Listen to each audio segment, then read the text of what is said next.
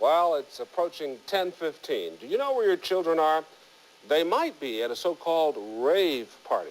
Rave is all the rage among the younger. But before your kids join this new generation, Jamie Allman says you need to know what they're getting into. All right, Jamie. You know, I used to think I was a hip and happening guy. Did you now? Right. Who gave you that impression? Then suddenly I met some ravers. And now I know I'm just a 30-year-old balding nerd. Out of the loop. But it's my job tonight, of course, folks, to get you into the loop. If you can imagine the 60s mixing with the disco era, then you can imagine the world of rave. Just about the time most of you are turning in for the night, some people are turning out. You'll find them in the warehouse district of downtown St. Louis, the land of the cultural underground. They'll wear funky shoes, wild hats, and maybe carry a backpack full of water. They'll have a blow pop in one hand and a vitamin drink in the other, and by the light of the moon, by the beat of the drum, they dance. They rave. This is the rave generation. They don't hate their parents. They don't hate the police. They don't hate the government. Peace through music is their motto.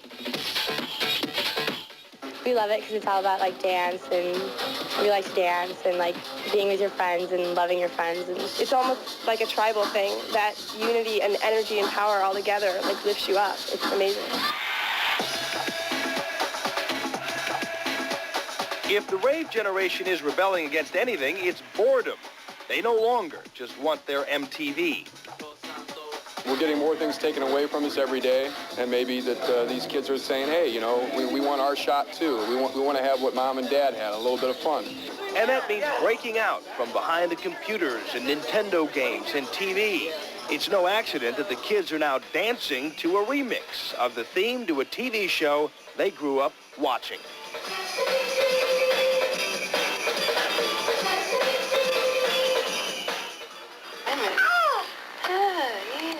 Rebecca grew up in South St. Louis, went to a Catholic grade school, and she now makes a living as a nanny. A nanny by day, but a raver by night. People always, like, look at me funny because of the way I dress and stuff, and the color of my hair, or the wigs I wear. But there, nobody, you know, there's none of that. And this raver calls himself Nitro. Probably what I would be doing is staying on my computer, pretty much. That's what I did before I found the rave, so. But Nitro says the rave parties are not only attracting kids. You'll have a preppy person sitting next to some 40-year-old, sitting next to some Rastafarian guy, sitting next to somebody like me. Indeed, even local civic leader and parent Kim Tucci has attended a rave party. He even helped his daughter host one last month. It was called Rejuvenation. It's not that scary a thing. When you first hear about it, you say, oh, brother. But it's not like that. The rave generation is so hot in St. Louis, there's even a record store dedicated solely to rave music. It's called Deep Grooves. Here you'll find all the staples of rave. There's techno-pop, trance, and tribal, all high-energy, big beat tunes known for their ability to make sure you can't stand still. A lot of it is music many of the kids' parents never heard of, but you'd be surprised to find a lot of the music is taken right from the disco era you tried to forget. In fact, some of the hottest dance tracks are remixes of such hits as Saturday Night Fever and Stayin' Alive. But the latest rave music has something even the kids' grandparents would recognize. One of the more popular dance tunes borrows sounds directly from the Charleston dance craze of the 20s.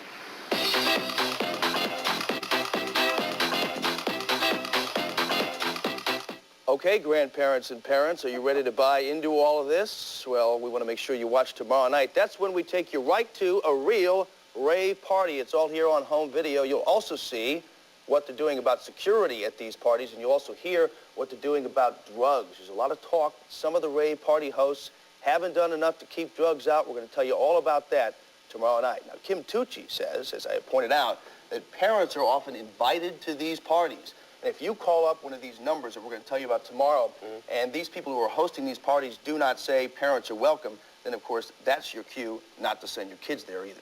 But generally, it seems to be just good, clean fun. Good, clean fun. And you feel old at age 30? I got to tell you, when I went and met some of these kids, I was like, oh my God, I'm only 30 years old. I felt like my dad. Well, I tell you what, you like the music, we'll get Julius's leisure suit out for you. You could wear that. Yeah, I bought some of the music. Oh, did you? Yeah.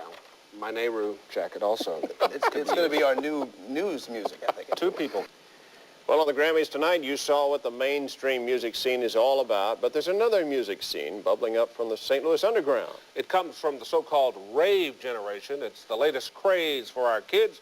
Jamie Altman is here now to take us to a rave new world. Well, you know, after last night's piece, got a call from a couple of parents. They're 40 years old, and they thanked me very much for putting this show on here. They said it's just in time for my midlife crisis. So they're going to be invading these rave parties from now on, you know. So kids, if your parents show up at a downtown warehouse saying, hey, where's the rave? You can blame it all on me. Tonight, we take you to a real-life rave party, but there are some things you need to know before you go. The road to a rave party begins with wildly colorful flyers like these. One of the last and biggest rave parties ever in St. Louis was called Rejuvenation.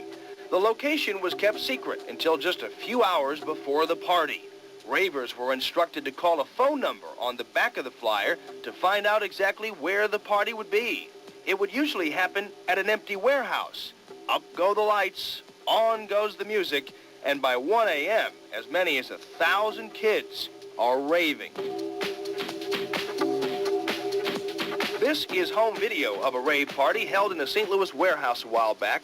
Notice when the camera moves towards the door, yes, that's daylight, all right. Rave parties have been known to rage on until 10 o'clock in the morning.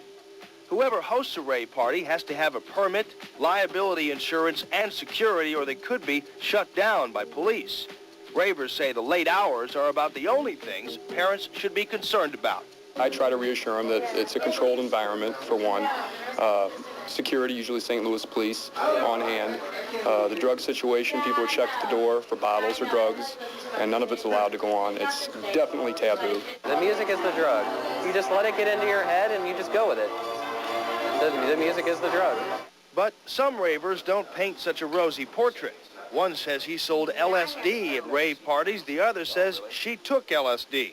People are always looking for it at the raves.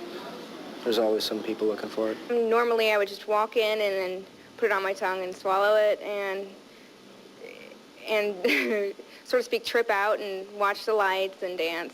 But both admit they were bad seeds in what was designed to be a good thing. That's not really what the rave is about. It's about dancing and having fun. What most of the ravers call brain food has nothing to do with drugs.